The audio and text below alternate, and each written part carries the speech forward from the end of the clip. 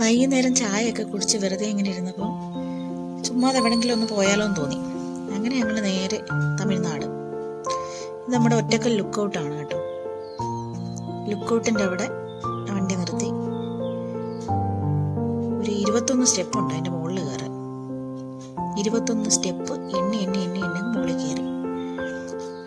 മുകളിൽ കയറിയിട്ട് അതിന് താഴോട്ട് കാണാനുള്ള കാഴ്ചയുണ്ടല്ലോ, നല്ല രസമാണ് അത് കാണാൻ കേട്ടോ. ഇത് മഞ്ഞാണെന്ന് ആരും തെറ്റിദ്ധരിക്കേണ്ട. അത് താഴെ ഒരു അപ്പൂപ്പൻ എന്തൊക്കെയോ നിന്ന് വാരിയിട്ട് കത്തിച്ചതാണ് കേട്ടോ.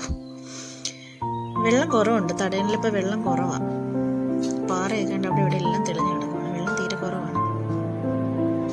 നല്ല രസമാണ് അവിടെ താഴോട്ടുള്ള കാഴ്ചകൾ കാണാൻ. പക്ഷെ ഇത് നല്ല ക്യാമറയിൽ ഷൂട്ട് ചെയ്തെടുക്കണം, എന്നാലേ അതിൻ്റെ ഭംഗി മനസ്സിലാവട്ടെ. അങ്ങനെ വീണ്ടും അവിടുന്ന് ടാറ്റാ പറഞ്ഞിറങ്ങി.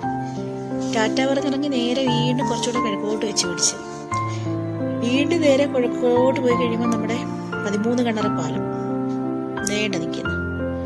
ബ്രിട്ടീഷുകാർ നമുക്ക് തന്ന സമ്പാദ്യം 13 എണ്ണം ഉണ്ടോ എന്നുള്ളത് എല്ലാ ആൾക്കാരും അതിൽ കൂടെ പോകുമ്പോൾ എണ്ണി നോക്കും. ഞാനും എണ്ണി നോക്കി, എണ്ണത്തിൽ കുറവൊന്നുമില്ല. 13 എണ്ണം അവിടെ തന്നെ നോക്കുന്നുണ്ട്, ഒരു പ്രശ്നമില്ല.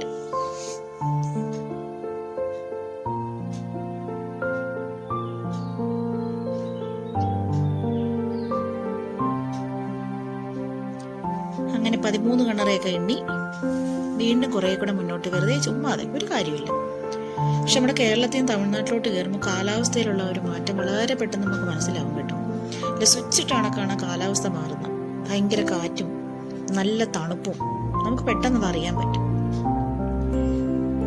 ഈ വനമേഖലയിലൂടെയൊക്കെയുള്ള യാത്ര ഇഷ്ടപ്പെടുന്ന ആൾക്കാർക്ക് നല്ല രസമാണ് വൈകുന്നേരങ്ങളിലൊക്കെ ഇങ്ങനെ